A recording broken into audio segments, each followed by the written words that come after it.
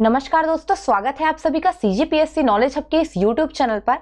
Food inspector की class मैं अभी ले रही हूँ। फूड इंस्पेक्टर में जो आपको पता होगा कि अधिनियम से रिलेटेड भी क्वेश्चन आने वाले हैं, तो हम जो आज अधिनियम पढ़ेंगे वो कौन सा रहेगा? छत्तीसगढ़ का खाद्य सुरक्षा अधिनियम। तो ये पूरा अलग अलग टाइम में इसके नाम बदले गए हैं, उसके अलावा इसको जो है संशोधन भी किया गया है। चूंकि छत्तीसगढ़ खाद्य सुरक्षा अधिनियम सर्वप्रथम जो है आपको 2012 में ये आ चुका था, लेकिन अधिनियम जो है 2013 से लागू है। तो 2013 आप बोल सकते हो अधिनियम जो है लागू हुआ है उसको, लेकिन 2012 में ही ये जो आपका विधेयक है आ चुका था। तो उसको हम लोग देखते हैं, पूरा चीजें देखेंगे, कब से लागू हुआ है छत्तीसगढ़ में, कब से क्या चीजें हुई है, पूरा इसमें आपको पता चलने वाला है। तो हमको वीडियो अंत तक जरूर देखना है, लाइक भी करना है, शेयर भी करना है। ऊपर से आपको जो है अगर और कोई भी कंपटीशन एग्जाम की तैयारी कर रहे हो या फूड इंस्पेक्टर हो गया, कोई सा भी हो आप जो है, चाहे स्टेट का हो चाहे बाहर का हो, तो बिल्कुल आप क्या करिए, सब्सक्राइब भी करके रखिए चैनल को। तो हम जो है पूरा अपडेट के साथ पढ़ेंगे। अपडेट के साथ पढ़ने से फायदा क्या होगा हमारा, ताकि हमारे कूट वाले कोई भी क्वेश्चन जो है छूटे ना। तो इसको चलिए अब शुरू करते हैं पढ़ना। सबसे पहले छत्तीसगढ़ राजपत्र में आ गया है, राजपत्र में ही आता है जैसे ही, तो हमारे यहाँ क्या मान लिया जाता है, अधिनियम लागू मान लिया जाता है, क्योंकि इसमें बात भी ऐसी की गई है। इस डेट को आप सेव करके रख सकते हो, 18 जनवरी 2013 पौष 28 शक 1934। तो शक संवत को हम मानते हैं, हमारा जो कैलेंडर है राजनीतिक कैलेंडर शक संवत पर आधारित है। तो आपको पता होगा 18 जनवरी 2013 शक संवत 1934 को 78 ये आप देखे होंगे ना, 78 साल वगैरह वो जो है पीछे चलता है लगभग। तो आपको यहाँ पे पता होना चाहिए कि ये जो अधिनियम आया 18 जनवरी 2013 को, मतलब ये पूरा अधिसूचना आई, तो अधिसूचना की तारीख से, अधिसूचना की तारीख से ये पूरा छत्तीसगढ़ में क्या हो गया है, लागू हो गया है। अधिसूचना आई और लागू हुआ 18 जनवरी 2013 को। अब यहाँ पे याद रखिएगा, अधिसूचना जारी अब कहाँ से हो गया, तो विधि एवं विधायी जो कार्य विभाग है महानदी भवन, वहां से ये जो है आपका अधिसूचना प्रकाशित हुआ है। तो 18 जनवरी 2013 से पूरे छत्तीसगढ़ में लागू है। लेकिन आपको पता होगा जब कोई भी अधिनियम आता है सबसे पहले कहाँ आता है, वो विधानसभा या फिर विधानमंडल भी आप बोल सकते हो, हमारे यहाँ तो खैर विधानसभा है, विधानसभा में आई। तो कब आई, इस डेट को भी याद रखिएगा, 22 दिसंबर 2012। यहाँ पे लिखने में थोड़ा तकलीफ हो रहा है, तो मैं यहाँ पे लिख देती हूँ, इसको हटा देती हूँ मैं। 22/12/12 ऐसे याद रख सकते हो। 22/12/12 मतलब 22 दिसंबर 2012 को विधानसभा में ये आया, ये जो आपका विधेयक है आया। इस विधेयक पर 9 जनवरी 2013 को राज्यपाल ने क्या दे दिया, अनुमति दे दिया। 9 जनवरी को क्या हुआ, अनुमति हुआ। जैसे ही विधेयक पर जो है अनुमति दी गई, तो अधिनियम क्या हो गया, मतलब एक प्रकार से बोला जाता है कि मान लिया गया है, अब ये अधिनियम बन चुका है। तो राज्यपाल की अनुमति 9 जनवरी 2013 को, तो अधिनियम पूर्ण रूप से प्रभावी कब हुआ, 18 जनवरी 2013। कैसे याद रखोगे, 22/12/12 विधानसभा में आया, 9 जनवरी को राज्यपाल ने अनुमति दिया 2013 में, और फिर 9 दुनिया 18 जनवरी 2013 से लागू हो गया। तो इसको ध्यान रखिएगा बिल्कुल। उसके बाद हम आगे चलते हैं, इस पर अब शुरू करते हैं। तो ये जो अधिनियम है, इस अधिनियम में धाराएं हैं, काफी सारी धाराएं हैं। तो कुछ धाराओं को पहले थोड़ा सा एक एक लाइन में पढ़ लेते हैं, उसके बाद हम लोग शुरू करना चालू करेंगे। तो विषय सूची है आपका छत्तीसगढ़ खाद्य सुरक्षा अधिनियम 2012 का। वर्तमान में ये छत्तीसगढ़ खाद्य एवं पोषण सुरक्षा, यहाँ पे एक वर्ड जोड़ सकते हो आप, खाद्य एवं पोषण सुरक्षा, ये आपका ऐसा लिखाता है आजकल, खाद्य एवं पोषण सुरक्षा अधिनियम, ये पूरा लिखाता है। और अधिनियम के बाद 2012 के साथ साथ अब ये 2012 जो है 2012 पे हो गया है संशोधन। तो अभी क्या लिखाएगा इसको याद रखना, ये बिल्कुल, ये 2012 तक तो दिया है आपको फूड इंस्पेक्टर के सिलेबस में, पर ये बिल्कुल याद रखना आप, ये लिखाता है वर्तमान में छत्तीसगढ़ खाद्य एवं पोषण सुरक्षा संशोधन अधिनियम 2019, ये याद रखिएगा, वर्तमान में ये लिखाएगा। तो इसका विवरण देख लीजिए। अध्याय 1 में प्रारंभिक, जिसमें संक्षिप्त नाम, विस्तार, प्रारंभ और परिभाषाएं दी गई है। अध्याय 2 में खाद्य सुरक्षा के प्रावधान दिए गए हैं। तो थोड़ा सा फास्ट कर लेते हैं हम लोग इसे यहाँ से। तो खाद्य सुरक्षा के क्या क्या प्रावधान है, जैसे 3 में अंत्योदय परिवार, प्राथमिकता वाले परिवार तथा सामान्य परिवार द्वारा रियायती मूल्यों पर खाद्य सामग्री प्राप्त करने का अधिकार दिया है। 4 में गर्भवती महिला, शिशुवती महिला को पोषाहार सहायता। 5 में बच्चों के लिए पोषाहार। 6 में छात्रावास तथा आश्रम में रहने वाले विद्यार्थियों के लिए।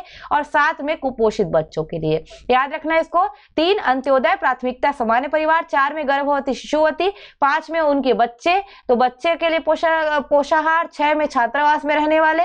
और 7 में आपका क्या आएगा, कुपोषित बच्चे। ये याद करने की क्या हुई, की पॉइंट हुई। अध्याय 3 विशेष समूहों के लिए पात्रता है। तो विशेष समूहों के लिए 8 विशेष समूह किसमें आएंगे, 8। तो धारा 8 विशेष समूह। उसके अलावा विशेष समूह है। उसके बाद आपात और आपदा से प्रभावित व्यक्ति भी तो होंगे, तो 9, जिनका जो है एकदम 9 जन्मों का बोल सकते हो वो पाप होगा, उनको ही आपदा जो है सहने को मिले, वरना आपदा बहुत खतरनाक होती है। तो याद रखना 9 से आपदा प्रबंधन, आपातकालीन जो पोषाहार सहायता है, और 8 में विशेष समूहों के लिए। तो विशेष समूह में 2 लिया है आपका, 8 और 9 में। फिर अध्याय 4 में भूख की दशा में तत्काल राहत के लिए लेंगे हम। तो भूख की दशा 10 बस, भूख लग रहा है बस करो, ऐसा वाला याद रख लेना।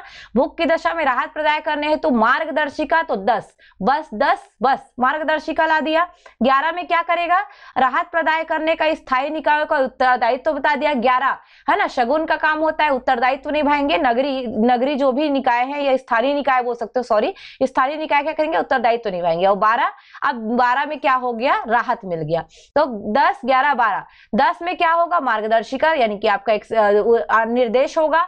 11 में क्या होगा, उत्तरदायित्व होगा किसका, स्थानीय निकायों का। और 12 में फिर राहत मिल जाएगा, तो तत्काल राहत। अध्याय 5 राज्य सरकार की योजनाओं से रिलेटेड है। तो राज्य सरकार की योजनाएं अलग अलग हो सकती है जो आपका खाद्य सुरक्षा के संबंध में चले, तो उनको जो है यहाँ पे दिया हुआ है अध्याय 5 में, जिनमें धारा 13 में क्या करेगा, जो पात्रताओं की प्राप्ति हेतु योजनाओं के क्रियान्वयन की बात कर रहा है। मतलब योजनाएं का क्रियान्वयन किसके लिए है, पात्रताओं की प्राप्ति के लिए जरूरी है। फिर अध्याय 6 है। अध्याय 6 को देखते हैं हम। तो अध्याय 6 में हमको कुछ पॉइंट मिलता है। तो इसमें जब आप पढ़ोगे, इसको पढ़ोगे, तो इसमें आपको मिलेगा जो है राज्य सरकार का जो उत्तरदायित्व है उसके बारे में बताया गया है कि राज्य सरकार का क्या उत्तरदायित्व होगा। याद रखिएगा, राज्य सरकार का उत्तरदायित्व किसमें बताया है, 14। तो 14 में उत्तरदायित्व है कि राज्य सरकार क्या क्या काम करेगी। उसके बाद अध्याय 7, थोड़ा पीडीएफ पे पढ़ाने में ना दिक्कत होता है हल्का सा। अध्याय 7 में अंत्योदय परिवार, प्राथमिकता वाले परिवार और विशेष कमजोर सामाजिक समूहों की पहचान की बात की गई है। पहले धारा 3 में जो बताया है ना, वो परिवारों की पात्रताओं के बारे में बताया है, लेकिन यहाँ पे पहचान कैसे करेंगे, ये अध्याय 7 की धारा 15 में है। धारा 3 पंचे 15, 3 से सीधा 15 में जाना। 15 में पहचान, 15 में क्या, पहचान। 15 में पहचान के बताएगा परिवारों और विशेष रूप से कमजोर सामाजिक समूहों की पहचान के संबंध में एक मार्गदर्शिका जारी करने के लिए राज्य सरकार की शक्ति होगी। 15 में पहचान, शक्ति किसके पास, राज्य सरकार के पास। 16 में क्या, तो आपका अब 15 में पहचान कर लिया, तो 16 में क्या करेगा, उनकी सूची प्रदर्शित करेगा। तो अंत्योदय, प्राथमिकता तथा सामान्य परिवारों की जो सूची है वो सार्वजनिक क्षेत्र में प्रदर्शित की जाएंगे। तो 15, 16 ध्यान रखिएगा। अध्याय 8 महिला सशक्तिकरण। राशन कार्ड में महिला जो है मुखिया होगी, वही होता है महिला सशक्तिकरण, याद रखिएगा। धारा 17 है। उसके बाद आपका जो है धारा 18 जो आता है हमारा अध्याय 9 में। अध्याय 9 की बात करता है, तो अध्याय 9 में स्थानीय निकायों की भूमिका बताई गई है। धारा 18, तो स्थानीय निकायों की भूमिका याद रखना। तो जैसे 18 विषय ऐसे पढ़ते हैं ना निकायों में, वैसे ही पकड़ लेना स्थानीय निकायों की भूमिका धारा 18 में। अध्याय 10 शिकायत निवारण प्रणाली बताता है। 19, 20 शिकायत निवारण प्रणाली दी है 19 में। 19 में क्या करना है आपको, शिकायत। और 20 में क्या है, अब शिकायत करोगे तो गारंटी मिलेगा। शिकायत करोगे तो क्या मिलेगा, गारंटी। तो छत्तीसगढ़ लोक सेवा गारंटी अधिनियम 2011 के अधीन से जो सेवाएं हैं उनसे संबंधित अधिसूचना है। इससे रिलेटेड हम लोग लेके आएंगे एक छोटा वीडियो, थोड़ा सा काम का है वो, तो इसको ध्यान रखिएगा। उसके बाद अध्याय 11 पे चलते हैं। लक्षित सार्वजनिक वितरण प्रणाली में सुधार की बात करता है। लक्षित सार्वजनिक वितरण प्रणाली के बारे में कहां पे मिलता है, आपको मिलेगा अध्याय 11, 21। 21 में क्या करना है, लक्ष्य। 21 भी शगुन का काम है, तो लक्ष्य रखेंगे क्या करने का, लक्षित सार्वजनिक वितरण प्रणाली में सुधार का लक्ष्य रहेगा। और शक्ति किसके पास रहेगी, इसकी भी राज्य सरकार के पास ही रहेगी। फिर अध्याय 12 पारदर्शिता और जवाबदेही की बात करता है। 22, 23, 24। जैसे 22 में अभिलेखों का प्रकटन। स्थानीय निकायों द्वारा 23 में जो है दिया है अंकेक्षण करना, सामाजिक अंकेक्षण मतलब सोशल ऑडिट, और उसके बाद 24 में निगरानी समिति दी गई है। तो जवाबदारी और पारदर्शिता के लिए जरूरी क्या है, पहला तो आप अभिलेखों को प्रकट करो, किसका, लक्षित सार्वजनिक वितरण प्रणाली का। फिर प्रकट करने के बाद उस पर सोशल ऑडिट करवाओ, यानी कि सामाजिक अंकेक्षण करवाओ। उसके बाद उसको क्या करो, अंकेक्षण करने के बाद उस पर निगरानी समिति बैठा दो। वैसे ही अध्याय 13 अपराध और शास्ति बताता है।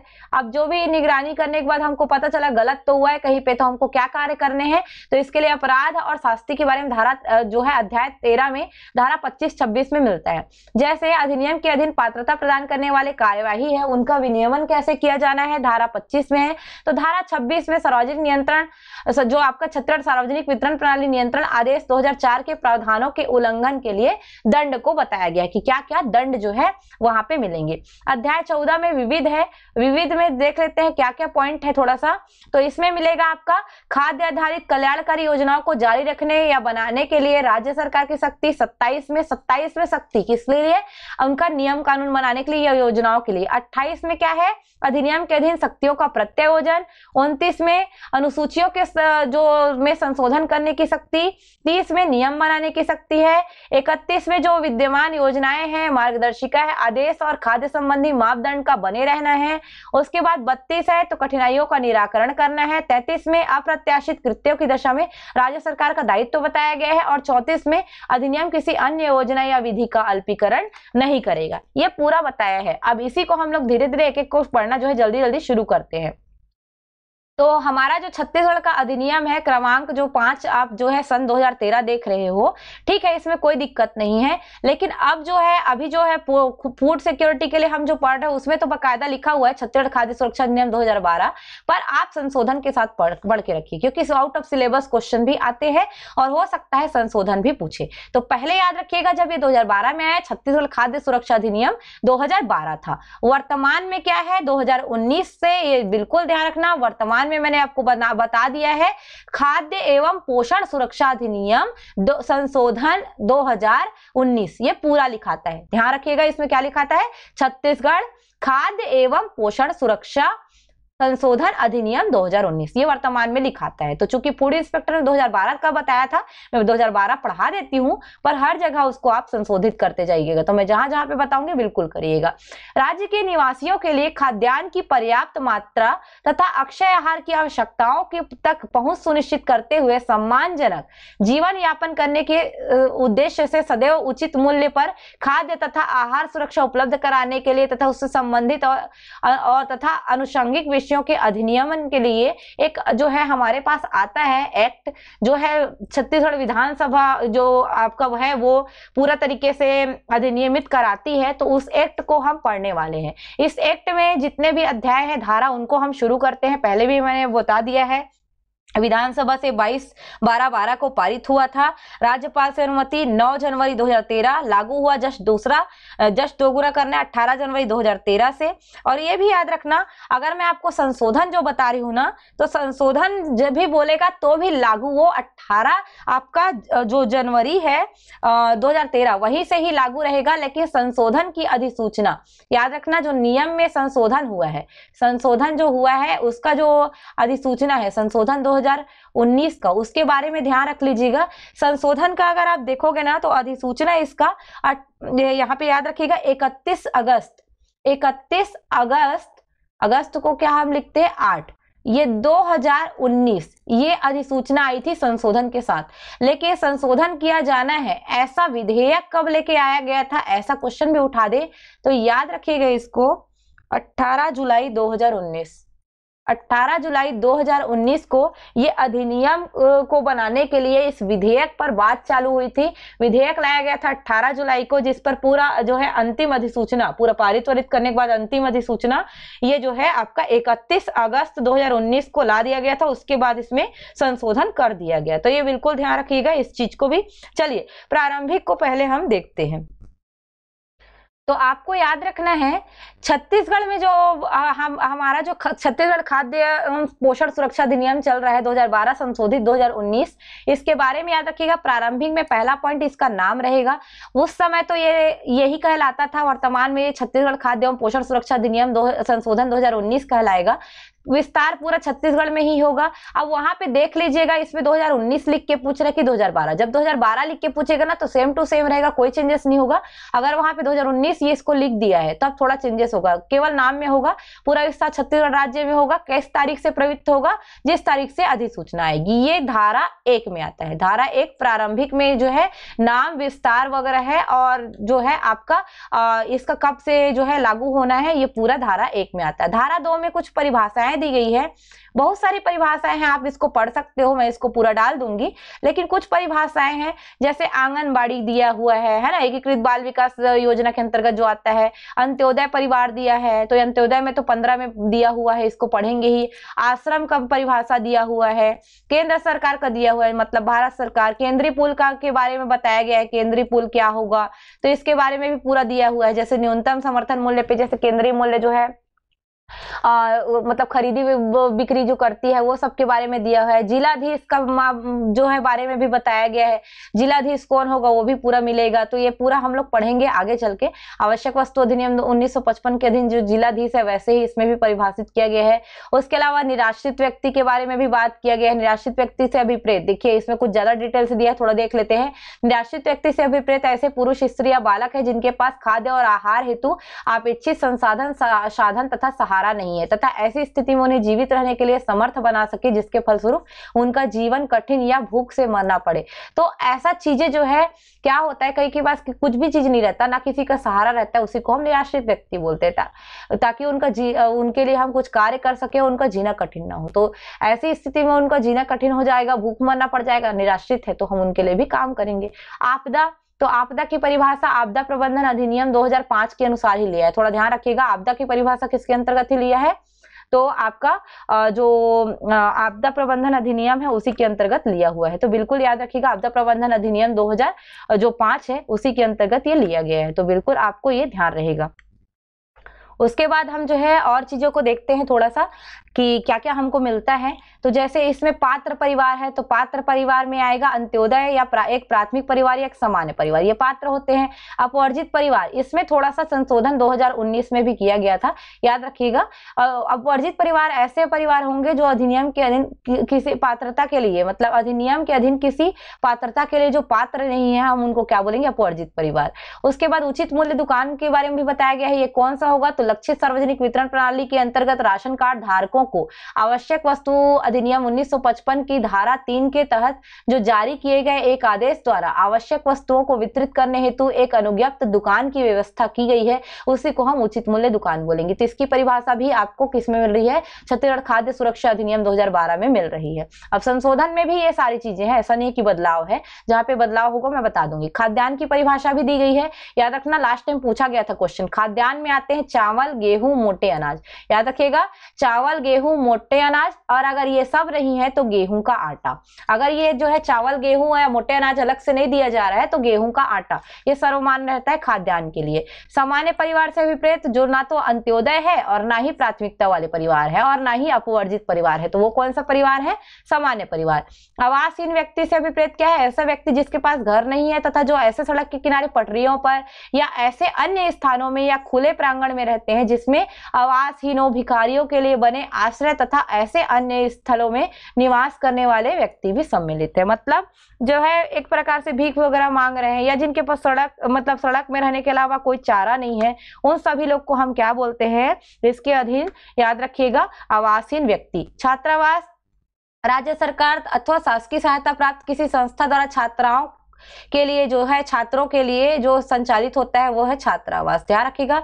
स्थायी निकाय में कौन कौन आएंगे, पंचायत, नगरीय निकाय, जिला बोर्ड, छावनी बोर्ड, नगर नियोजन प्राधिकारी, अन्य कोई निकाय, चाहे वह किसी भी नाम से जाना जाए, जो संविधान के अंतर्गत प्राधिकृत है या निर्दिष्ट स्थानीय क्षेत्र के अंदर स्वशासन हेतु तत्समय प्रवृत्त किसी अन्य विधि या प्रशासकीय सेवाओं के नियंत्रण एवं प्रबंधन से जुड़ा कोई प्राधिकारी या निकाय है, सभी को स्थानीय निकाय में शामिल किया जाता है। ये भी मोस्ट इंपॉर्टेंट है, है, पूछ सकता है स्थायी निकायों की परिभाषा जो दी गई है खाद्य सुरक्षा अधिनियम 2012 के अंतर्गत उसमें कौन कौन शामिल है। तो कूट वाले क्वेश्चन इस तरीके से बहुत अच्छे से बनेगा अगर आप इसको पढ़े रहेंगे। भोजन से अभिप्रेत क्या है? कल्याणकारी योजनाओं में यथा विहित गर्म पका हुआ भोजन तक तुरंत खाने योग्य भोजन या घर ले जाने योग्य भोजन, ये भोजन की परिभाषा है। न्यूनतम समर्थन मूल्य क्या होगा? जो केंद्र सरकार द्वारा घोषित सुनिश्चित मूल्य जिस पर केंद्रीय पूल अथवा राज्य पूल के लिए केंद्र सरकार अथवा राज्य सरकार तथा उसकी एजेंसियां किसानों से क्या करेगी? धान खरीदी करेगी। तो आपको पता है न्यूनतम समर्थन मूल्य से किसानों से धान खरीदी करते हैं गवर्नमेंट के लोग। गैर अधिसूचित क्षेत्र कैसे होंगे? जो अधिसूचित नहीं है। गैर अधिसूचित क्षेत्र जिसको अधिसूचित नहीं किया गया है। अधिसूचना से अभिप्रेत क्या होगा? अधिनियम के अधीन जो जारी राजपत्र में प्रकाशित जो अधिसूचना है वही अधिसूचना है, कोई दिक्कत नहीं है। अन्य कल्याणकारी योजनाओं से प्रेरित क्या है? लक्षित सार्वजनिक वितरण प्रणाली के अंतर्गत ऐसी योजनाएं जिनके अंतर्गत खाद्यान्न एवं भोजन का प्रदाय योजनाओं के भाग के रूप में किया जाएगा, वही क्या होगा? अन्य कल्याणकारी योजनाएं। मतलब अधिनियम के अंतर्गत ही उसको किसी भाग के अंतर्गत हम क्या देंगे? योजनाओं को क्रियान्वित करेंगे। विशेष रूप से कमजोर सामाजिक समूह क्या कहलाएगा? तो राज्य सरकार द्वारा धारा 3 के अंतर्गत पात्रताओं के प्रयोजन हेतु धारा 15 की उपधारा 2 के अंतर्गत इस रूप में पहचान किए गए परिवार समूह। तो मैंने बताया था 3 और 3 पंचे 15, जो इसके हिसाब से देखेंगे। निशक्त व्यक्ति के बारे में भी बता चुका है मैंने, जिसके पास कोई नहीं होगा। लेकिन निशक्त में निशक्त वो निराश्रित था, निशक्त है। निशक्त क्या आएगा? तो निशक्त के लिए एक जो है अधिनियम है, उसको ध्यान रखिएगा। निशक्त व्यक्ति समान अवसर अधिकारों का संरक्षण एवं पूर्ण भागीदारी अधिनियम 1995, इसमें जो निशक्त व्यक्ति की परिभाषा दी हुई है सेम इसमें भी है, जो खाद्य सुरक्षा अधिनियम 2012 में है। इवन राष्ट्रीय खाद्य सुरक्षा अधिनियम 2013 में भी निशक्त व्यक्ति की परिभाषा सेम टू सेम है। विहित मतलब आपको पता ही है, बनाए गए नियम से विहित। प्राथमिकता वाले परिवार के बारे में भी धारा 15 की उपधारा 3 में बताई गई है, तो उधर ही हम पढ़ लेंगे। पक्का मकान, इसको भी ध्यान रखिएगा, इसमें भी थोड़ा चेंजेस 2019 में बात किया गया था। पक्का मकान जिसकी छत सीमेंट कंक्रीट से निर्मित हो, सही है, ये कोई दिक्कत नहीं है, इसमें याद रखिएगा।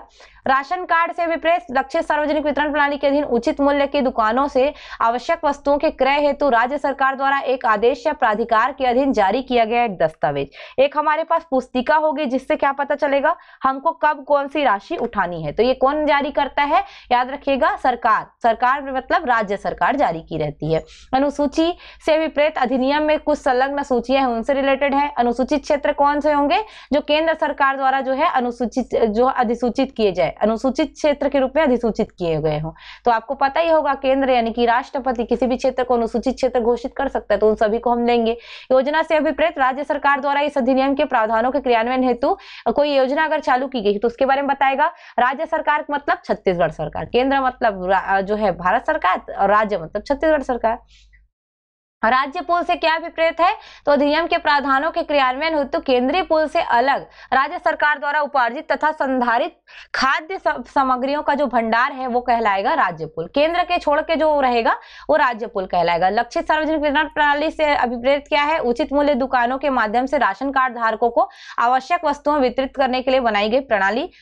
निगरानी समिति क्या होगी? तो अधिनियम के अंतर्गत समस्त योजनाओं के क्रियान्वयन हेतु धारा 24 के अंतर्गत एक गठित समिति होगी, पढ़ेंगे इसको भी आगे, तो इसको भी याद रखिएगा। शब्द एवं अभिव्यक्ति जो यहाँ पे परिभाषित नहीं है उनको हम आवश्यक वस्तु अधिनियम 1955 के अंतर्गत जो है परिभाषित जो किया गया है उनके अनुसार ले लेंगे।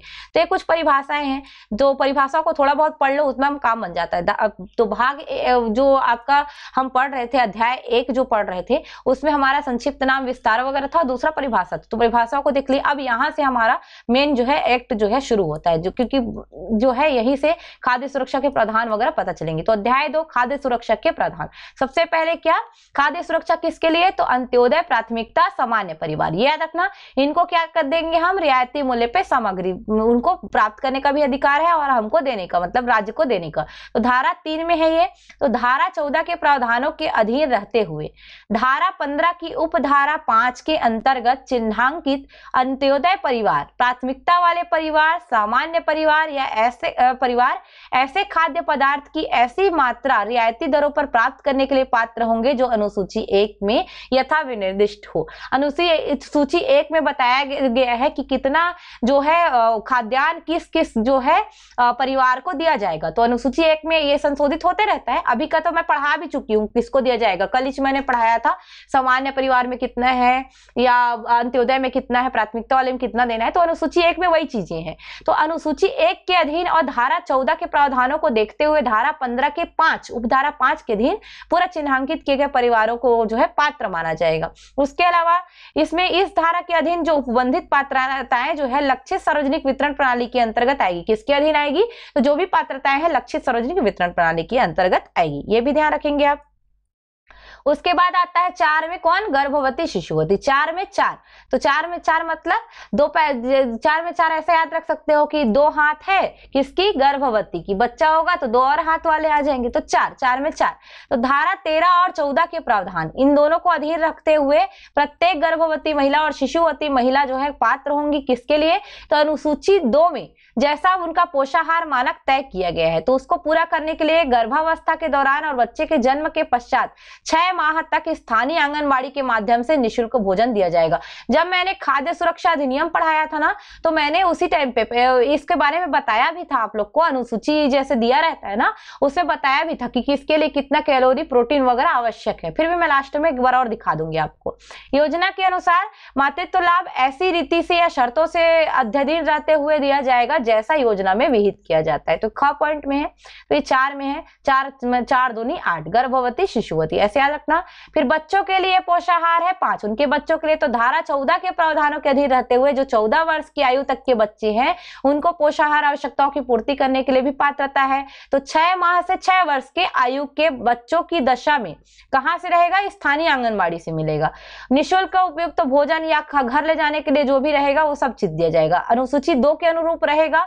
और ये भी ध्यान रखिएगा 6 माह से कम है बच्चा तो उनको स्तनपान को बढ़ावा देने के लिए फिर शिशुवती माता को देता है तो वो जो है धारा 4 में आ जाती है। तो बच्चे जो है 6 माह से 6 वर्ष तक के जो 6 माह से जो है आपका शुरू होंगे। 5वां जो धारा है उसमें बताया जाएगा 6 माह से लेकर पूरे 14 वर्ष तक आप मान सकते हो तो पूरा रहेगा। 6 माह से 6 वर्ष आंगनबाड़ी, फिर आपका 6 वर्ष से 14 वर्ष तक कहाँ? स्कूल में रहता है। तो याद रखिएगा इसको 6 वर्ष से 14 वर्ष तक की दशा में क्या रहता है? आप शासकीय स्कूल में पढ़े हो, शासकीय अनुदान वगैरह स्कूल में पढ़ रहे हो तो कक्षा 8वीं तक आपको भोजन उपलब्ध कराया जाता है। तो इसी में मिल जाएगा ये ख पॉइंट में। तो धारा जो 5 है उसका 1 का ख यहाँ पे 14 वर्ष तक के बच्चों के बारे में बताया है। क में आंगनबाड़ी बच्चे। उसके बाद उपधारा भी दी है दूसरे नंबर पर जिसमें बता रहा है कि उपधारा 1 के खंड ख में संदर्भित जो प्रत्येक विद्यालय व आंगनबाड़ी में भोजन पकाने, पेयजल एवं स्वच्छता की सुविधा होगी। ये दूसरे बारे में बता रहा है। परंतु राज्य सरकार द्वारा जारी मार्गदर्शिका के अनुसार यदि आवश्यक समझा जाए तो शहरी क्षेत्रों में भोजन पकाने के लिए केंद्रीय पाकशाला की सुविधाओं का उपयोग किया जा सकता है। ये भी पॉइंट यहाँ पे बोला जा रहा है कि अगर चाहे तो किया जा सकता है। उसके बाद हम देखते हैं तो 6 में छात्रावास। 6 में छात्रावासों तथा आश्रम में रहने वाले विद्यार्थियों के लिए पोषाहार सहायता।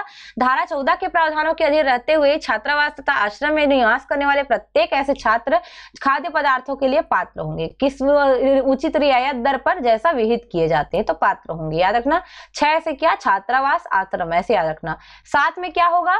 तो बच्चों में कुपोषण का निवारण। 7 में क्या? तो 7 में साथ कुपोषण में हम साथ रहेंगे तभी लड़ सकते हैं। तो धारा 14 के प्रावधानों के अधीन रहते हुए राज्य सरकार अनुसूची 2 में जितने निर्दिष्ट पोषाहार मानक है उसको पूरा करने के लिए स्थानीय आंगनबाड़ी के माध्यम से कुपोषण ग्रस्त बालकों की पहचान करके उनको निःशुल्क भोजन प्रदान कर सकेगी। ये आपको मिलेगा। उसके बाद अध्याय 3 है विशेष समूहों की पात्रता। इसको देख लेते हैं क्या क्या है।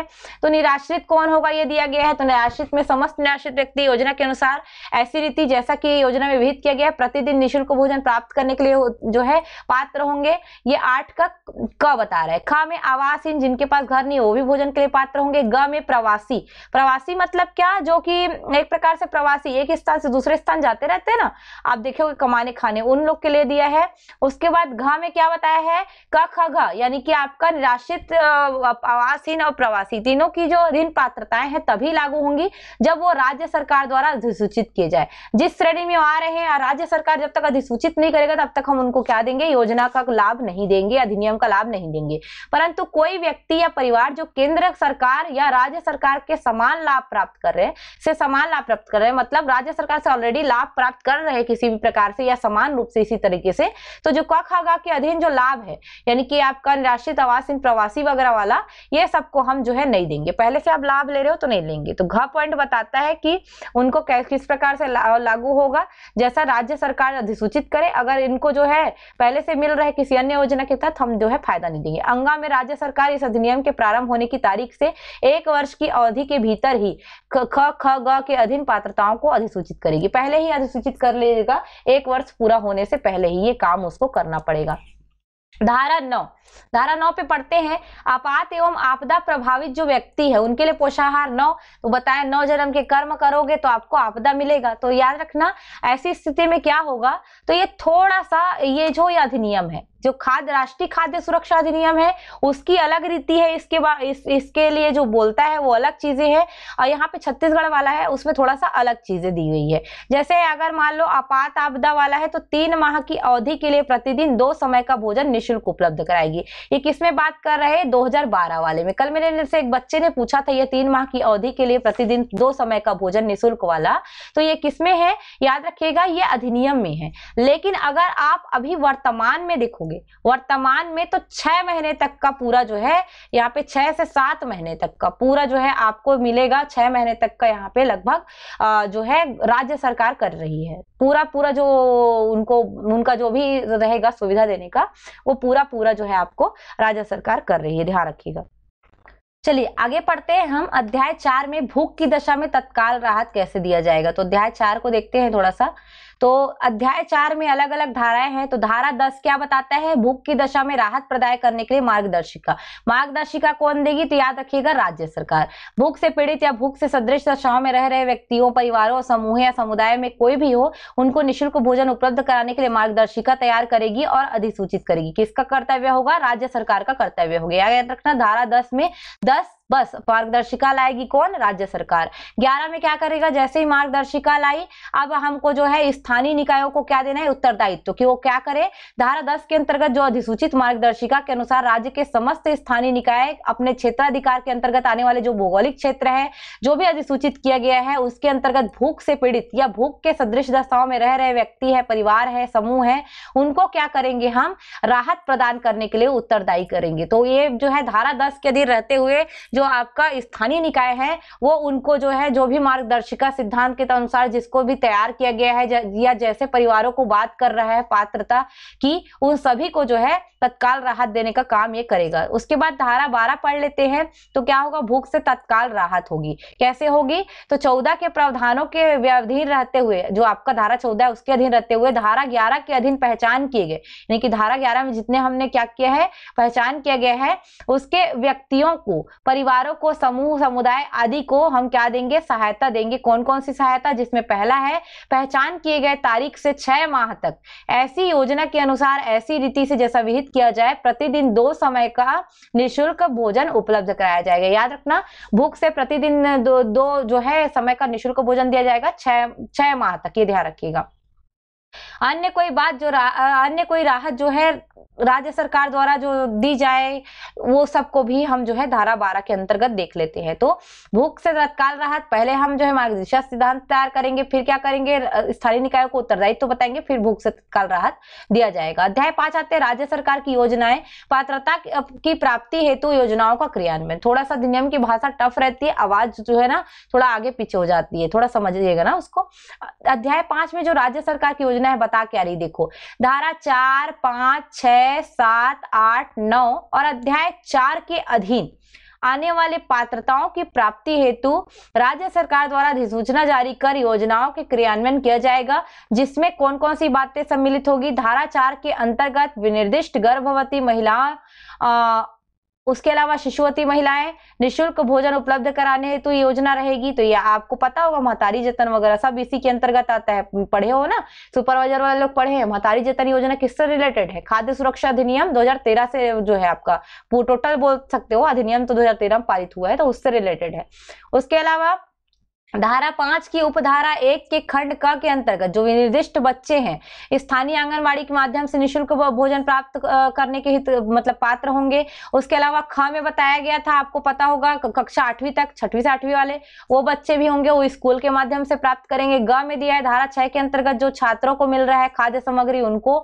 उसके अलावा धारा 7 में जो है कुपोषित बच्चों के लिए जो भोजन प्रदान किया जा रहा है उन सभी योजनाओं को, ये सभी को जो है डाला गया है। उसके बाद च में जो है धारा 8 के अंतर्गत और धारा जो है आपका मतलब धारा 8 और अध्याय 4 में जो विनिर्दिष्ट निराश्रित आवासहीन व्यक्ति है उनको निःशुल्क भोजन उपलब्ध कराने के लिए अन्नपूर्णा दाल भात केंद्रों की स्थापना, ये भी आपको कहाँ पे मिल रहे हैं, पूरा जो है यहाँ पे जो देखे जा सकते हैं, आपको देख लीजिएगा। उसके अलावा धारा 9 के अंतर्गत यथा निर्दिष्ट आपात एवं आपदा प्रबंधन से प्रभावित व्यक्ति को निःशुल्क भोजन प्रदान करने हेतु योजना भी धारा 9 में के अंतर्गत जो है उस योजना को भी इसमें डाल दिया गया है। उसके अलावा अध्याय 4 के अंतर्गत जो भी पहचान किए गए व्यक्ति निराश्रित आवासहीन व्यक्तियों को निःशुल्क भोजन उपलब्ध कराने के लिए स्थायी निकायों का जो संधारित किए जाने वाले खाद्यान्न के ऐसे सुरक्षित भंडार संधारित किए जाने की योजना जैसा कि योजना में निर्दिष्ट किया जाए, ये भी कहाँ पे डाल दिया गया है, पॉइंट में अधिनियम में डाला गया है। तो ये सारे पॉइंट आपको जो है देखने को मिल जाएंगे। तो ये 13 जो है आपका 13 में जो है पूरे योजनाओं के लिए जो कौन कौन सी योजनाओं के लिए जो है पात्रता जो है डिसाइड की जाएगी, ये पूरा जो है अधिनियम की धारा 13 में आती है। 13 में 13 मेरा मतलब आपके लिए क्या क्या योजनाएं लाएगी गवर्नमेंट, पूरा इसमें बताया गया है। राज्य सरकार इस अधिनियम के प्रारंभ होने की तारीख से 6 माह के भीतर सभी योजनाओं के लिए अधिसूचना जो है जारी करेगी। सारी योजनाएं हैं उनके लिए अधिसूचना लागू कर देती है जल्दी जल्दी। उसके बाद अध्याय 6 राज्य सरकार का वित्तीय उत्तरदायित्व है। तो हम इसमें देखते हैं कि वित्तीय उत्तरदायित्व राज्य सरकार का क्या क्या होता है, ये भी आपका क्या है काम का है। तो इसमें देखते हैं पहला 14 जो है धारा 14 वित्तीय उत्तरदायित्व की बात कर रहे हैं। तो 14 में याद रखना पहला पॉइंट, अधिनियम के अंतर्गत तत्समय प्रवृत्त किसी अन्य विधि के अंतर्गत पात्र परिवारों के रूप में निर्दिष्ट कोई परिवार इस अधिनियम में अथवा निमित्त संसद द्वारा निर्मित किसी अन्य विधि के पात्र यथा विनिर्दिष्ट ऐसे खाद्य पदार्थों की ऐसी मात्रा जो अधिक हो के लिए पात्र होंगे। मतलब जितना अधिक से अधिक जो है खाद्य पदार्थ प्रोवाइड किए जा सके, चाहे वो इसी अधिनियम के तहत हो या संसद द्वारा पारित किसी अन्य अधिनियम के तहत हो, लेकिन जिसमें भी ज्यादा मात्रा होगी उसी को हम देंगे। उसके अलावा दूसरा पॉइंट क्या बोलता है, अधिनियम के अंतर्गत तत्समय प्रवृत्त किसी अन्य विधि के अंतर्गत पात्र परिवार के रूप में विनिर्दिष्ट कोई परिवार इस अधिनियम के अंतर्गत अथवा इस निमित्त संसद द्वारा निर्मित किसी अन्य विधि के अंतर्गत या विनिर्दिष्ट ऐसे खाद्य पदार्थ जो है ऐसे मूल्य पर जो भी कम हो प्राप्त होंगे। कहने का तात्पर्य यह है 14 में जो है पहला राज्य सरकार का जो है वित्तीय उत्तरदायित्व ये है कि ऐसी मात्रा देंगे जो अधिक हो, और उसके अलावा दूसरा पॉइंट क्या बोलता है, ऐसा रेट रखेंगे जो न्यूनतम हो। मतलब अधिकतम जो है लाभ और न्यूनतम रेट, ये बात करता है 14 का 1 और 2। उसके बाद 14 का 3 क्या बोल रहे हैं, अधिनियम की धारा 15 की उपधारा 7 तथा इस धारा की उपधारा 1 या 2 के प्रावधानों को प्रभावी बनाने के लिए पात्र परिवारों या खाद्य पदार्थ प्राप्त करने की पात्रता या खाद्य पदार्थों के लिए मूल्यों के विद्यमान मापदंड को क्या लिखा है इसमें, उपस्थित करने के लिए राज्य सरकार द्वारा आवश्यक आदेश जारी किया जाना। अब राज्य सरकार जो है वित्तीय उत्तरदायित्व है, तो आदेश कौन जारी करेगा, राज्य सरकार, की कैसे कैसे इसका क्रियान्वयन किया जाना है। चौथा पॉइंट है राज्य सरकार समस्त अतिरिक्त व्यय जो इस अधिनियम की धारा 15 की उपधारा 7 अथवा इस धारा की उपधारा 1, 2 के प्रवर्तन के फलस्वरूप उपगत हो के लिए वहन के लिए उत्तरदायी होगा। कहने का मतलब ये है 1 और 2 में जो बात कर रहे हैं कि अधिकतम मात्रा देना है, न्यूनतम मूल्य पर देना है, ये दोनों बातें।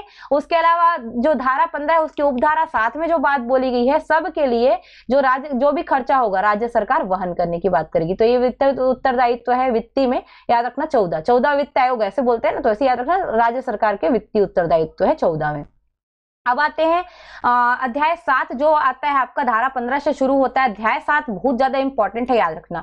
अंत्योदय परिवार, प्राथमिकता वाले परिवार और विशेष कमजोर की जो समूह है उनकी पहचान करने के लिए जो है अध्याय 7 है। 7 से याद रखना है 15, 7 से याद क्या रखना है 15। तो याद रखिएगा पहला आता है हमारा धारा 15।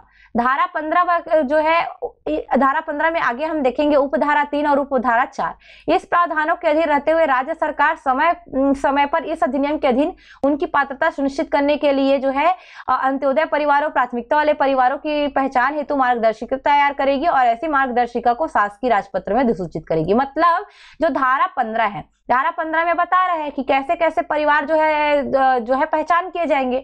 तो पहचान करने के बाद उनको देखते हुए जो उपधारा 3 और 4 के तहत पहचान कर लेगा, उसके बाद क्या करेगा, पहचान करने के लिए मार्गदर्शिका भी तैयार करेगा और उसको राष्ट्रपत्र में क्या करेगा, अधिसूचित भी करेगा। तो धारा 15 क्या बोलती है, परिवारों विशेष रूप से कमजोर सामाजिक समूहों के पहचान संबंध में मार्गदर्शिका जारी करने हेतु राज्य सरकार की शक्ति।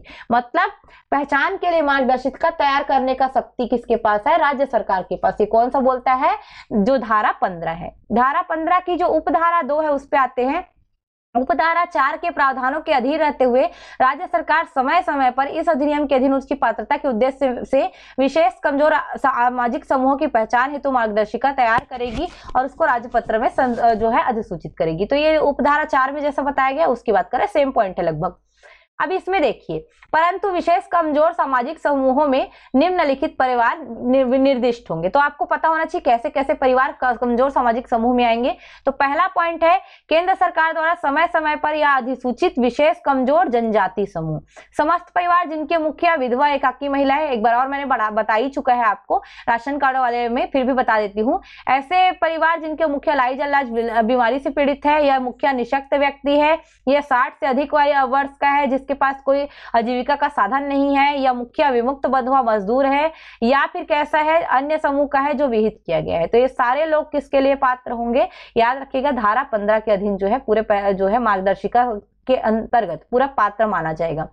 फिर धारा 15 की उपधारा 3 है, बताती है, उपधारा 4 के प्रावधानों के अधीन रहते हुए निम्नलिखित प्रवर्गों के सभी प्राथमिकता वाले परिवार में निर्दिष्ट होंगे।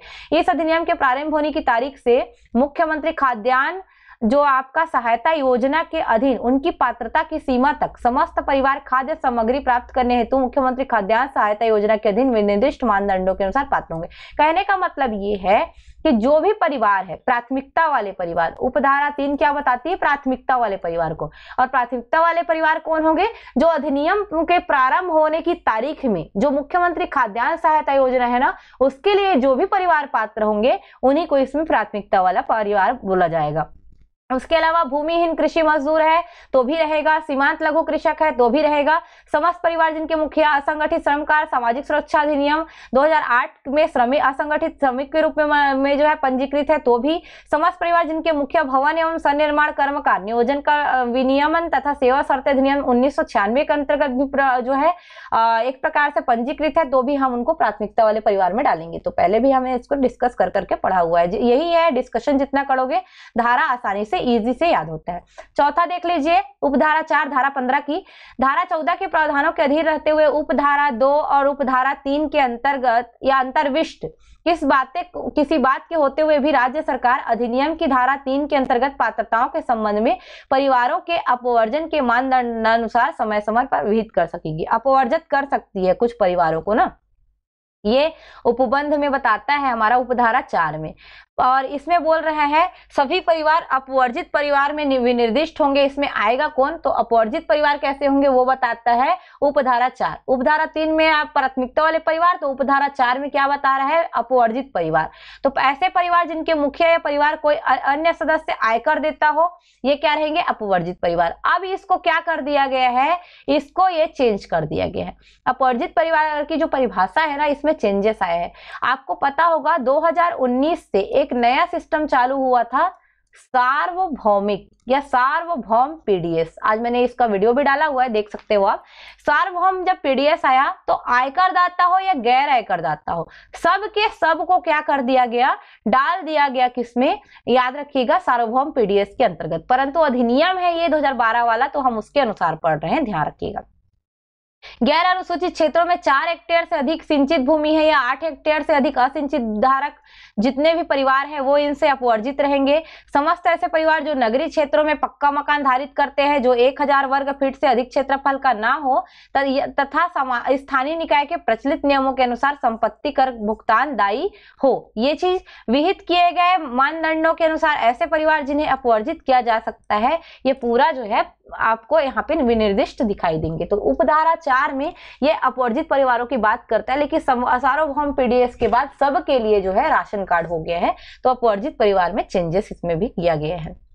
उसके बाद उपधारा 5वां पॉइंट है, धारा 15 में ही है अभी हम। उपधारा 1 उपधारा 2 में संदर्भित जो मार्गदर्शिका के अनुसार राज्य सरकार समय समय पर अंत्योदय परिवार, प्राथमिकता वाले परिवार और विशेष कमजोर सामाजिक समूहों की पहचान करेगी।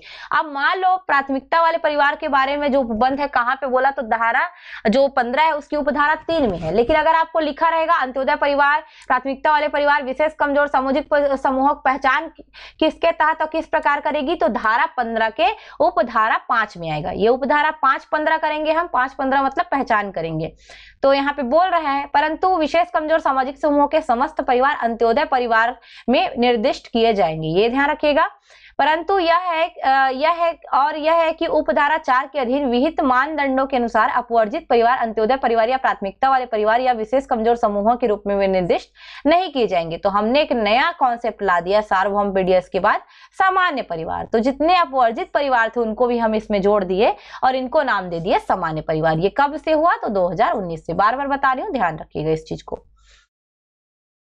अगर आपको अधिनियम का संशोधन लिख के देगा तब आपको उसको डालोगे, अगर सिर्फ 2012 तक लिखेगा तो इसमें जितना दिया गया है उसी को ध्यान देना ना।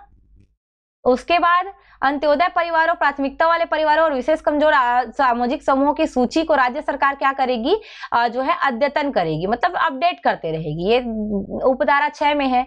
और उपधारा 7 बताती है परिवारों की सूची का जो है एक प्रकार से अल्पीकरण नहीं किया जाएगा। मतलब अगर उस समय कोई प्रवृत्ति विधि है उसके अनुसार अल्पीकरण नहीं किया जाएगा। अगर बोला गया कि हाँ ये पात्र है तो उसका भी अल्पीकरण नहीं करेंगे। हो सकता है किसी और नियम के तहत हो, पर इस नियम के तहत या तत्समय कोई भी प्रवृत्ति नियम के तहत तो नहीं होगा जब तक वो कहेगा नहीं। अब आते हैं 16 में अंत्योदय, प्राथमिकता तथा सामान्य परिवारों की सूची का सार्वजनिक क्षेत्र में प्रदर्शन। जितने भी हम जो है सूची पहले बनाएंगे जो उसका हम क्या कर देंगे, सार्वजनिक क्षेत्र में दे देंगे। 16 में क्या है, प्रदर्शन। 16 वाले लोग जो है ज्यादा खतरनाक रहते हैं ना, प्रदर्शित करते रहते हैं, तो उसी से याद रखना 16 में प्रदर्शन। अब आते हैं अध्याय 8 महिला सशक्तिकरण। तो ये याद रखिएगा धारा 17, हमेशा बात होती है, राशन कार्ड भी पढ़े तो आया था धारा 17, तो याद रखिएगा। छत्तीसगढ़ जो खाद्य सुरक्षा अधिनियम 2012 है उसकी धारा 17 बताती है राशन कार्ड जारी करने के प्रयोजन में 18 वर्ष से की आयु या उससे अधिक आयु की महिला परिवार की मुखिया होगी। तो 18 वर्ष होना जरूरी है। अगर 18 वर्ष नहीं है तो याद रखना मतलब उस महिला में जो है 18 वर्ष नहीं है अगर किसी परिवार में, तो पुरुष को हम क्या मानते हैं, एक प्रकार से मुखिया मानेंगे। लेकिन जैसे ही कोई महिला जो है उस परिवार में 18 वर्ष की हो जाती है तो हम उस पुरुष के स्थान पर उस महिला को डाल देंगे। तो पहला और दूसरा पॉइंट यही है, पहला 18 वर्ष होना जरूरी है, राशन कार्ड जारी होगा। दूसरा पुरुष को बना देंगे, अगर नहीं है कोई महिला तो फिर जैसे ही कोई महिला 18 वर्ष की होती है उस परिवार में तो हम उसको प्रतिस्थापित कर देंगे, एक दूसरे से रिप्लेस कर देंगे। अध्याय 9 स्थानीय निकायों की भूमिका के बारे में बताता है, जो धारा 18 में दी गई है। अधिनियम के प्रावधानों का क्रियान्वयन हेतु राज्य के सभी स्थानीय निकायों को कुछ उत्तरदायित्व तो सौंपे गए हैं। तो इसके बारे में हम जो है थोड़ा देखते हैं।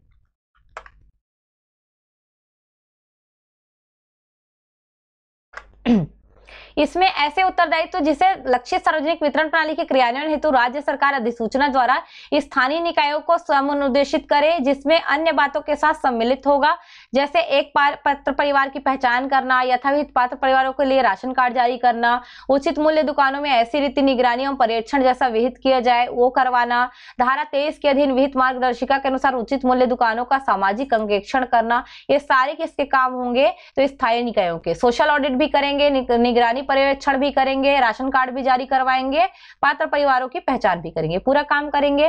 धारा 18 का ख है निराश्रित तथा आवासहीन व्यक्तियों का ऐसी रीति में पहचान तथा सहायता उपलब्ध कराना जैसा विहित किया जाए। ग है स्थानीय निकाय ऐसे कर्तव्य कार्यों एवं उत्तरदायित्व के निर्वहन के लिए जवाबदार होंगे जैसा कि योजना के अधीन उनको समानुदेशित किया जाए, जैसा अधिनियम में क्रियान्वयन हेतु राज्य सरकार विहित कर सकेगा। तो ये पूरा आपको मिलने वाला है। अब हम थोड़ा सा नीचे चलते हैं अध्याय 10 शिकायत निवारण प्रणाली में। तो अध्याय 10 में आप थोड़ा सा पढ़ सकते हो। 19-20 में शिकायत निवारण प्रणाली के बारे में बताया गया है। तो 19 है आंतरिक शिकायत निवारण प्रणाली। तो कौन होगा, राज्य सरकार एक आंतरिक शिकायत निवारण प्रणाली स्थापित करेगी जिसमें कॉल सेंटर, हेल्पलाइन, नोडल अधिकारी की पदस्थापना या ऐसे तंत्र जैसा विहित किया जाए सम्मिलित होगा। अगर आपने मेरा कल का वीडियो नहीं देखा होगा ना, कल का जो राशन कार्ड वाला वीडियो है वो राशन कार्ड वाला वीडियो जरूर देखिएगा, उससे आपको ना इस धारा को पढ़ने में ईजी हो जाएगा। उसके बाद धारा 20 क्या बोलती है, गारंटी देंगे हम। बेक्स क्या दे बोलते हैं, गारंटी देगी। तो इस अधिनियम के अंतर्गत पात्र परिवारों और व्यक्तियों को पात्रताएं उपलब्ध कराने के प्रावधान को छत्तीसगढ़ लोक सेवा गारंटी अधिनियम 2011 क्रमांक 23 सन 2011 के अधीन प्रदान की जाने वाली सेवाओं के रूप में अधिसूचित किया जाएगा तथा समस्त ऐसी सेवाएं ऐसी रीति तथा ऐसी समय सीमा के भीतर उपलब्ध कराई जाएगी जैसा कि अधिनियम में अधिसूचित किया गया है। अध्याय 11 आता है लक्षित सार्वजनिक वितरण प्रणाली है, उसमें सुधार के बारे में बात करता है। तो अध्याय 11 को पढ़ लेते हैं। अध्याय 11 में 21 है, धारा 21। तो 21 में सुधार के लिए लक्षित सार्वजनिक वितरण प्रणाली में आवश्यक सुधार करने हेतु राज्य सरकार की शक्ति। अगर लक्षित सार्वजनिक वितरण प्रणाली में सुधार करना है तो किसकी शक्ति होगी, राज्य सरकार की शक्ति होगी। धारा 21 बोलता है, 21 का 1 बोलता है राज्य सरकार अधिनियम के लिए परिकल्पित भूमिका के साथ सामंजस्य स्थापित करते हुए लक्षित सार्वजनिक वितरण प्रणाली में आवश्यक सुधार करने का उत्तरोत्तर प्रयास कर सकती है।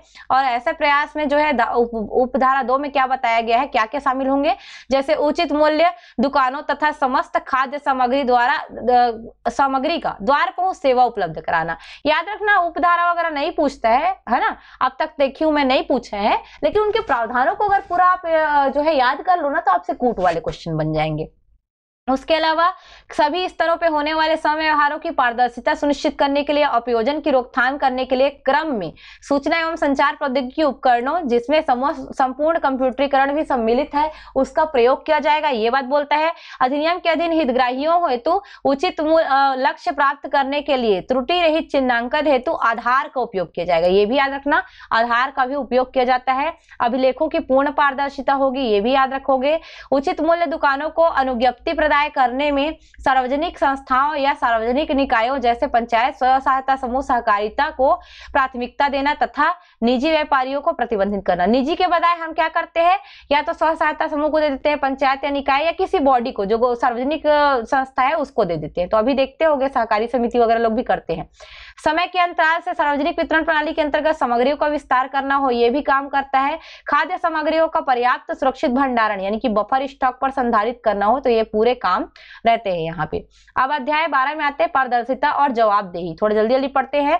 धारा 22 लक्षित सार्वजनिक वितरण प्रणाली से संबंधित अभिलेखों का प्रकटन करना है। 22 में क्या करना है, प्रकट करना है। तो लक्षित सार्वजनिक वितरण प्रणाली एवं योजनाओं से संबंधित जो अभिलेख है ऐसी रीति से सार्वजनिक पटल पर यानी कि सार्वजनिक क्षेत्र में रखा जाएगा तथा जन सामान्य के निरीक्षण के लिए खोला जाएगा जैसा विहित किया जाएगा। मतलब सीधी सीधी बात है, 22 में क्या करेंगे, प्रदर्शन करेंगे हम किसका, पूरा जो है सार्वजनिक पटल पर दिखाएंगे किसको, लक्षित सार्वजनिक वितरण प्रणाली से संबंधित जो भी अभिलेख है।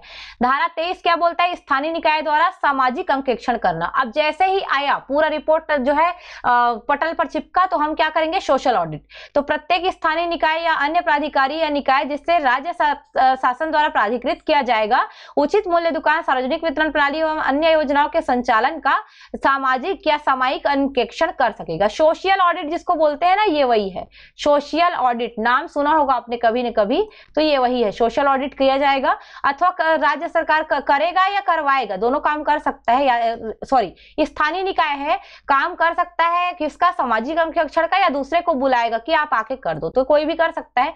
पूरी जो नीति नियम है ये इसी के अनुसार अधिनियम में जैसा विहित किया जाए वैसे ही रहेगा। उसके बाद 24 में फिर निगरानी समिति है। लक्षित निगरानी समिति का अलग अलग पॉइंट है। पहला पॉइंट बोलता है लक्षित सार्वजनिक वितरण प्रणाली में पारदर्शिता लाने तथा उसके उचित संचालन एवं उक्त प्रणाली में कार्यकारियों के उत्तरदायित्व को सुनिश्चित करने के लिए राज्य सरकार आवश्यक वस्तु अधिनियम 1955 के जो है का 10 जो है के अंतर्गत जो बनाए गए तत्समय प्रवृत्त छत्तीसगढ़ सार्वजनिक वितरण प्रणाली नियंत्रण आदेश 2004 में निर्दिष्ट अनुसार राज्य, जिला, विकास खंड और उचित मूल्य दुकान स्तर पर निगरानी समिति की स्थापना करेगी। कहने का मतलब ये है कि लक्षित सार्वजनिक वितरण प्रणाली में पारदर्शिता लाना है तो राज्य सरकार क्या करेगी, या तो उसको जो है आवश्यक वस्तु अधिनियम 1955 के जैसे जो है, या तो क्या सार्वजनिक वितरण प्रणाली नियंत्रण आदेश 2004 के जैसे, यहाँ पे दोनों को ध्यान में रखते हुए जो है वो राज्य, जिला, विकास खंड स्तर पर या उचित मूल्य दुकान स्तर पर क्या कर सकती है, एक निगरानी समिति का क्या गठन कर सकती है। तो ये पूरा विहित किया जाएगा, वैसे ही रहेगा। उसके बाद धारा 24 में दूसरी बात क्या बोल रहा है, निगरानी समिति का क्या कार्य होगा, निगरानी समिति के कार्य भी बताए गए हैं 24 के 2 में। इस अधिनियम के अधीन सभी योजनाओं के क्रियान्वयन का नियमित अंकेक्षण करेगा। वो अधिनियम के प्रावधानों के किसी प्रकार से उल्लंघन होने पर कलेक्टर को लिखित सूचना देगा। उसके द्वारा प्राप्त निधि या स्टॉक का दुरुपयोग या किसी उल्लंघन को जो है कलेक्टर को क्या करेगा, लिखित में जो है सूचना देगा। उसको लग रहा है कहीं पे स्टॉक का दुरुपयोग हो रहा है तो भी क्या करेगा, वो कलेक्टर को जो है सूचित करेगा। किसके माध्यम से, तो पूरा लिखित में। उसके अलावा खंड ख और ग में विनिर्दिष्ट किसी उल्लंघन की लिखित सूचना प्राप्त होने पर क्या जो है यहाँ पे धारा 25 के अधीन जो है विनिर्दिष्ट रीति में जो है जांच के लिए कलेक्टर जो है अग्रसर कर देगा। तो देखते हैं धारा 13 में जो धारा 25 है, अध्याय 13 में जो अपराध शास्ति दिए गए हैं, धारा 25 है, उसमें क्या क्या जो है रीति दी गई है दंड के लिए, देख लेते हैं जांच के लिए। तो 25 का पहला पॉइंट बोलता है जो है यहाँ पे अधिनियम के अधीन पात्रता प्रदान करने के लिए कार्यवाहियों का विनियमन, इसके बारे में बोलता है। बात करते हैं 25, तो इसमें पहला पॉइंट ने बताया कि इस अधिनियम की धारा 3 के अंतर्गत जो समस्त परिवार है को पात्रताएं जो है मिली हुई है, उसको प्रदान करने से संबंधित जो भी कार्यवाही होगी समय समय पर संशोधित तत्समय प्रवृत्त छत्तीसगढ़ सार्वजनिक वितरण प्रणाली नियंत्रण आदेश 2004 के द्वारा नियमित होगी। मतलब धारा 3 में जो भी पात्रता दी जानी है वो या तो जो है सार्वजनिक वितरण प्रणाली नियंत्रण आदेश 2004 या तो फिर क्या जो भी प्रवृत्त संशोधन रहेगा, जैसे अभी छत्तीसगढ़ खाद्य एवं पोषण सुरक्षा अधिनियम संशोधन 2019 चल रहा है, तो जो भी तत्समय प्रवृत्त होगा उसके अनुसार जो है विनियमित किया जाएगा, ध्यान रखिएगा। उसके अलावा दूसरा पॉइंट बोलता है आवश्यक वस्तु अधिनियम 1955 के प्रावधानों के अधीन रहते हुए संसद द्वारा निर्मित तत्समय प्रवृत्त किसी विधि पर प्रतिकूल प्रभाव डाले बिना राज्य सरकार क्या कर सकती है, इस अधिनियम की धारा 3 के प्रावधानों के क्रियान्वयन को विनियमित करने के लिए प्रयोजन के लिए यदि वह जब आवश्यक समझे तो क्या कर सकती है, छत्तीसगढ़ सार्वजनिक वितरण प्रणाली नियंत्रण आदेश 2004 के प्रावधानों में उपयुक्त संशोधन कर सकती है। ऐसा संशोधन राजपत्र में उसको अधिसूचित करना पड़ेगा। मतलब आवश्यक वस्तु अधिनियम के अधीन भी रहेगा, संसद के नियमों के अधीन भी रहेगा, क्या कर सकता है अपना जो सार्वजनिक वितरण प्रणाली का नियंत्रण आदेश है उसी में चेंजेस कर सकता है। तो ये जो है आपका 25 का 2 बोल रहा है। 25 का 3 क्या बोलेगा, उपधारा 1 के अंतर्गत जारी प्रत्येक अधिसूचना जो है जारी किए जाने के पश्चात यथासिद्ध राज्य विधान सभा के समक्ष रखी जाएगी। जैसे अधिसूचना जारी हुआ विधानसभा में रखेंगे, इसको पेश करेंगे। धारा 26 क्या बताता है, छत्तीसगढ़ सार्वजनिक वितरण प्रणाली नियंत्रण आदेश 2004 के प्रावधानों के लिए जो उल्लंघन होने पर जो दंड है उसके बारे में बता रहा है, जिसमें धारा 26 के अंतर्गत कोई व्यक्ति अधिक समय धारा 25 के अंतर्गत निर्दिष्ट छत्तीसगढ़ सार्वजनिक वितरण प्रणाली नियंत्रण आदेश 2004 के किन्हीं भी प्रावधानों का अगर उल्लंघन करता है तो आवश्यक वस्तु अधिनियम 1955 इसका 10 के सुसंगत प्रावधानों के अंतर्गत जो भी दंड है उसका प्रावधान का जो है पात्र होगा, या बोल सकते हो दंड का अधिकारी होगा। तो जो भी व्यक्ति जो है छत्तीसगढ़ सार्वजनिक वितरण का जो वितरण प्रणाली जो नियंत्रण आदेश है 2004 उसको उल्लंघन किया, मतलब हम क्या करेंगे, आवश्यक वस्तु अधिनियम का जो है 1955 उसके तहत उसको दंड देंगे। धारा 26 ये बोलती है। फिर उसके बाद अध्याय 14 है, विविध थोड़ा थोड़ा है इसमें, उसको देखते हैं। जैसे धारा 27 क्या बात करेगा, खाद्य आधारित कल्याणकारी योजनाओं को जारी रखने के और बनाने की राज्य सरकार की शक्ति, तो राज्य सरकार जो है बना सकती है, ये ध्यान रखिएगा। इसमें भी क्या बोल रहा है, इस अधिनियम के प्रावधान राज्य सरकार को अन्य खाद्य आधारित कल्याणकारी योजनाएं जारी रखने या बनाने से प्रभावित नहीं करेगा, मतलब मना नहीं करेगा। धारा 28 क्या बोलती है, अधिनियम के अधीन शक्तियों का प्रत्यायोजन राज्य सरकार अधिसूचना द्वारा निर्देश दे सकेगी कि उसे इस अधिनियम के द्वारा प्रयुक्त किए जाने वाले योग्य शक्तियां नियम बनाने की शक्ति को छोड़कर ऐसी परिस्थितियों में और शर्तों और सीमाओं के अधीन रहते हुए उक्त अधिसूचना में इस निमित्त निर्दिष्ट किया जाएगा जिसमें राज्य सरकार के अधीन जो है किसी अधिकारी द्वारा प्रयुक्त भी किया जा सकता है। कहने का तात्पर्य है अधिनियम के अधीन शक्तियों का प्रत्यायोजन किया जाएगा। डेलीगेशन जो रहता है ना, कभी कभी हम जो है शक्तियां किसी को देते रहते हैं, उसी के बारे में धारा 28 में है, उतना खास नहीं है। 29 में देख लीजिए, शक्तियों के शक्ति होगी अनुसूचियों में संशोधन की। तो अनुसूची 1, 2 जैसे है, अनुसूची 1 में क्या है तो आपका बताया गया है जो भी पात्रता वगैरह के बारे में, और अनुसूची 2 जैसे है तो उसमें भी कैलोरी वलोरी के बारे में पूरा बताया गया है। तो इसमें कोई भी संशोधन करना है तो धारा 29 के तहत ही होगा, याद रखिएगा। और जो भी संशोधन किया जाएगा तो उसके लिए अधिसूचना जारी करने के बाद विधानमंडल के समक्ष उस जो भी संशोधन है अनुसूची का उसको रखा जाएगा। नियम बनाने की शक्ति धारा 30 में है, तो राज्य सरकार इस नियम के प्रावधानों को क्रियान्वित करने के लिए जो है नियम बना सकती है, राज्य सरकार को अल्टीमेट शक्ति है। दूसरा पॉइंट बोलता है विशिष्टता पूर्वगामी शक्ति की व्यापकता पर प्रतिकूल प्रभाव डाले बिना ऐसे नियम निम्नलिखित सभी तथा इनमें से किन्हीं विषयों के लिए उपबंधित कर सकेंगे। अर्थात क्या बोलना चाह रहा है कि नियम बनाने की जो शक्ति है 30 का 2, उसमें कोई प्रतिकूल प्रभाव डाले बिना जो है कुछ और नियम बनाकर सुधार कर सकती है। जैसे लक्षित सार्वजनिक वितरण प्रणाली में सुधार करना हो, धारा 15 की उपधारा 1 के अंतर्गत जो अंत्योदय परिवार, प्राथमिकता वाले परिवार, विशेष रूप से कमजोर सामाजिक समूह की जो है पात्रताएं प्रदान करने के लिए, प्रयोजन के लिए उनका पहचान करने हेतु मार्गदर्शिका हो, उसके लिए भी नियम बना सकती है। जो भी पात्र परिवारों की सूची जो है अद्यतन अपडेट करना है, उनके लिए भी नियम बन सकता है। आंतरिक शिकायत निवारण प्रणाली के लिए नियम बन सकता है। उसके अलावा सार्वजनिक पटल पर जो हम रखते हैं पूरी बात को, उसके लिए भी नियम बन सकता है। सामाजिक अंकेक्षण करना है लक्षित सार्वजनिक वितरण प्रणाली में, तो भी धारा 30 की 2 में आ जाएगा पूरा। उसके अलावा निगरानी समिति का गठन है, उसके लिए भी नियम बनाया जाएगा। कौन? धारा 30 में ही। भले धारा 24 में है निगरानी समिति, पर नियम किस में है? धारा 30 में। राज्य सरकार की शक्ति है, कोई भी जो विषय है उस पर विहित किया गया है तो राज्य सरकार नियम कानून बना सकती है। तो 30 का 3 बोलता है अधिनियम के अंतर्गत राज्य सरकार द्वारा बनाए या जारी किए जाने वाले जो भी नियम कानून होंगे, अधिसूचना और मार्गदर्शिका, ये याद रखना है, इसके बनाए जाने या जारी किए जाने के पास जो है जल्दी से जल्दी राज्य विधानमंडल में या विधानसभा में रखा जाता है। उसके बाद धारा 31 क्या बोलता है, इसको थोड़ा सा पढ़ लेते हैं। बोल रहे विद्यमान योजनाएं, मार्गदर्शिका, आदेश एवं खाद्य संबंधी मापदंड का बना रहना। किस स्थिति में बना रहेगा? तो धारा 31 में बना रहना है।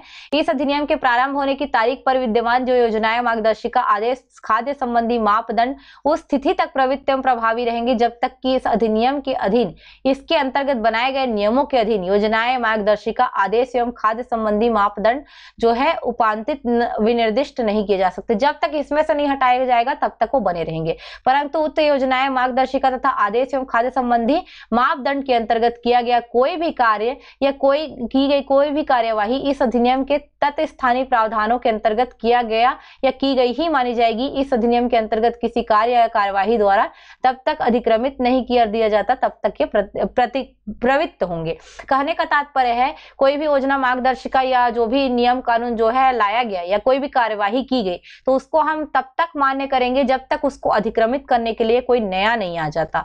उसके बाद 32 कठिनाइयों को दूर करने की शक्ति है। कोई भी कठिनाई आएगी तो दूर कौन करेगा? तो इसमें ध्यान रखिएगा, यहाँ पे लिखा है यदि इस अधिनियम में प्रावधानों को प्रभावित करने में कोई कठिनाई होती है तो राज्य सरकार क्या करेगा? राजपत्र में प्रकाशित करेगा आदेश। उसके अंतर्गत जो है प्रावधानों के अंतर्गत ऐसे प्रावधान बनाएगा जिससे कठिनाई दूर किए जा सके। इसमें ध्यान रखिएगा। परंतु इस अधिनियम के प्रारंभ होने की तारीख के 2 वर्ष के जो है भीतर ही ये काम करना होगा। नियम कानून 2 वर्ष के भीतर ही करना पड़ेगा, नहीं तो काम नहीं आएगा, है ना। उसके बाद जो है उपधारा 2 में क्या बताया गया है? कोई भी जो आदेश है उसको यथाशीघ्र राज्य विधानमंडल में रखा जाएगा, जो भी आदेश लाया जाएगा उसको। धारा 33 बोलता है अप्रत्याशित कृत्यों की दशा में राज्य सरकार के दायित्व इस अधिनियम के अंतर्गत पात्र, प्राथमिकता वाले परिवार, सामान्य परिवार या अन्य समूहों से संबंधित व्यक्तियों द्वारा खाद्य सामग्री या भोजन के प्रदाय व्यवस्था के विफल हो जाने के कारण उद्भूत जो हानि, नुकसान या क्षतिपूर्ति चाहे जो भी हो, जहां पर प्रदाय व्यवस्था की ऐसी विफलता या तो प्रत्यक्ष या अप्रत्यक्ष तौर पर युद्ध, बाढ़, सूखा, आग, तूफान में भूचाल या अन्य किसी दैविक कृत्य जैसे दशाओं से हुई है के लिए दावे हेतु राज्य सरकार दायी नहीं होगा। मतलब आप राज्य सरकार को इस अधिनियम के तहत ये नहीं बोल सकते कि मेरे साथ ऐसा कुछ घटना हुआ है तो राज्य सरकार जिम्मेदार है, गलत है ये, ऐसा बोल रहे हैं। तो अप्रत्याशित कृत्यों की दशा में राज्य सरकार का दायित्व तो यहाँ पे बताया जाएगा। राज्य सरकार ऐसी स्थिति में उत्तरदायी नहीं होंगे जो अप्रत्याशित घटना हो। ऐसी स्थिति में भले हो सकते हैं कि उनके द्वारा कुछ गलती हुआ हो। धारा 33 में बोलता है। धारा 34 अधिनियम किसी अन्य योजना या विधि कल्पीकरण नहीं कर सकता। उसके अलावा ये धारा 35 है जो अधिनियम की जो है अंतिम धारा होती है, तो जिसमें निरसन वगैरह दिया रहता है, तो ध्यान रखिएगा। उसके अलावा अनुसूची दिया गया है, एक थोड़ा सा हल्का सा देख लीजिए, इसका अपडेट वाला मैंने दे दिया है, इस यहाँ से मत देखिएगा, थोड़ा सा अपडेट वाला कल मैंने पढ़ाया हुआ है। राशन कार्ड वाले में जाके देखिएगा, अनुसूची 1 के अंतर्गत पूरा ये पात्रता आपको मिल जाएगी। ये पुराना दिया है, इसमें अब चेंजेस हो गया है।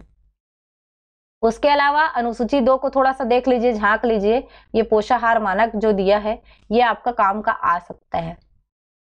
तो यहाँ पे पोषाहार मानक दिया हुआ है अनुसूची 2 धारा 4 का क, 5 का 1 और 7 के अनुसार एकीकृत बाल विकास सेवा योजना के अनुसार 6 माह से 3 वर्ष तक 3 वर्ष से 6 वर्ष तक की जो आयु समूह के बालकों को तथा गर्भवती महिलाओं शिशुवती महिलाओं को उपलब्ध कराने हेतु या घर ले जाने के लिए राशन या पौष्टिक गर्म जो भोजन है या रेडी टू ईट भोजन है या मध्याह्न भोजन इसके अंतर्गत, या फिर निम्न तथा उच्च प्राथमिक शालाओं के जो बच्चे हैं उनके पोषाहार से संबंधित जो भी मानक है उनको अनुसूची 2 में बताया गया है। इसमें देख सकते हो आप, इसको नोट करके भी लिख लीजिएगा। जैसे 6 माह से 3 वर्ष तक के बच्चे घर ले जाने के लिए राशन रहता है, 500 कैलोरी रहता है, 12 से 15 ग्राम प्रोटीन। सुपरवाइजर में ऐसा क्वेश्चन पूछा गया है ना, तो आ सकता है ये भी। 3 से 6 वर्ष तक के बच्चे हैं, सुबह का नाश्ता दिया जाएगा, गर्म पका भोजन, 500 कैलोरी, 12 से 15 ग्राम प्रोटीन। कुपोषित बच्चे जो 6 माह से 6 वर्ष तक के हैं, घर ले जाने के लिए राशन 800 ग्राम, ज्यादा मिलता है उनको, 20 से 25 ग्राम उनको जरूरत पड़ती है, इसलिए। निम्न प्राथमिक कक्षा उच्च प्राथमिक कक्षा दोनों को गर्म पका भोजन मिलता है, बस मात्रा अलग अलग है। जैसे निम्न प्राथमिक कक्षा में 450 ग्राम और उच्च प्राथमिक कक्षा में 700 ग्राम। तो निम्न में से 12 ग्राम जो है प्रोटीन दिया जाएगा, उच्च प्राथमिक में 20 ग्राम प्रोटीन दिया जाएगा। गर्भवती शिशुवती घर ले जाने के लिए राशन है तो 600 कैलोरी होना चाहिए, 18 से 20 ग्राम प्रोटीन होना चाहिए। तो आधा तो महिलाओं को अब जैसे देखे होंगे महतारी जतन में डाल दिया है, पर फिर भी ये कैलोरी जो है ये वर्ग जो है मान्य रहेंगे, ध्यान रखिएगा। अनुशंसित भोजन भत्ते का 50% के रूप में सूक्ष्म पोषक तत्व से फोर्टिफाइड किया हुआ शक्तिपूर्ण खाद्य मिलेगा। प्रचलित खाद्य विधियों के अनुसार भोजन तैयार किया जाएगा। निर्दिष्ट कैलोरी प्रोटीन की मात्रा सूक्ष्म पोषक तत्व युक्त संतुलित एवं पोषण युक्त भोजन प्रदान करने के लिए पोषाहार मानक अधिसूचित किया गया। अनुसूची 2 में क्या है, पोषाहार मानक है, अलग अलग के लिए अलग अलग है किसको क्या मिलेगा। तो यहाँ तक छत्तीसगढ़ खाद्य एवं पोषण सुरक्षा अधिनियम है 2012। मैंने जहां जहां पे बताया है वहां पे ही संशोधन हुआ है। तो अगर संशोधन के साथ पूछा तो आप छत्तीसगढ़ खाद्य एवं पोषण सुरक्षा अधिनियम 2019 ऐसा करके पूरा अधिनियमों को पढ़ना, जहां जहां मैंने बताया है यहाँ संशोधन हुआ है, उसकी अधिसूचना वगैरह सब अलग अलग आई है, उसको लिखना। अगर नॉर्मली लिखा रहेगा छत्तीसगढ़ खाद्य सुरक्षा अधिनियम 2012 तो आप पूरे प्रावधानों को एज इट इज ले सकते हो, कोई दिक्कत इसमें नहीं होने वाली है। तो चलिए अभी के लिए विदा लेते हैं। वीडियो पसंद आई होगी तो लाइक कर दीजिएगा, कॉमेंट करके भी बताइए कैसा लगा, शेयर कर दीजिएगा। एग्जाम की तैयारी के लिए जुड़े रहना चाहते हैं तो आप जो है सब्सक्राइब करके रखिएगा। रात को MCQ आएगा, जरूर जुड़िएगा। चलिए टाटा बाय बाय, खत्म। अभी के लिए विदा लेते हैं, धन्यवाद, जय जोहार। थोड़ा सा मजाकिया मोड में था तो अभी इतना रिलैक्स करिएगा थोड़ा सा, फिर और जो है और वीडियो लाएंगे।